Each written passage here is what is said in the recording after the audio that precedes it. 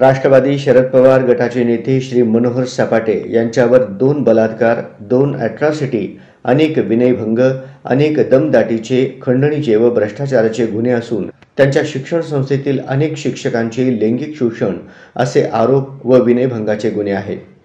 24 जून 2025 रोजी एका 45 वयाच्या महिलेचा विनयभंग केल्याचा व्हिडिओ समोर आला आहे। हा व्हिडिओ पुरावा गृहीत धरून अशा नीच प्रवृत्तीच्या समाजकंटकाच्या वयाचा विचार न करता कारवाई करून कडक शिक्षा व्हावी यासाठी पोलीस आयुक्तांना निवेदन देण्यात आले।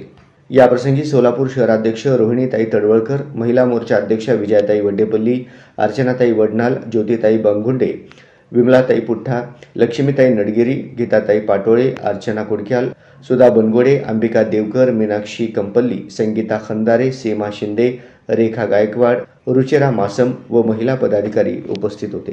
भारतीय जनता पार्टी महिला मोर्चा प्रदेश तसेच भारतीय जनता पार्टीच्या आमच्या शहराच्या अध्यक्षा रोहिणीताई यांच्या मार्गदर्शनाखाली चित्राताईंनी दिलेल्या आदेशानुसार आम्ही आज सर्व महिला भारतीय जनता पार्टीच्या मनोहर सपाटे यांच्या विरोधात निवेदन देण्यासाठी पोलीस आयुक्तालयात एकत्र आलेलो आहोत।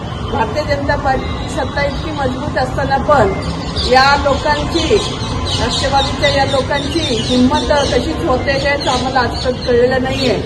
अशा प्रकारे महिलांच्यावरती अत्याचार करणे म्हणजे त्यांना कायद्याचा धाक नसणे असं आहे। भारतीय जनता पार्टीची सत्ता असताना फडणवीस साहेबांनी शब्द दिलेला आहे की कोणत्याही महिलांच्यावरचे अशा प्रकारचे गुन्हे सहन केले जाणार नाहीत।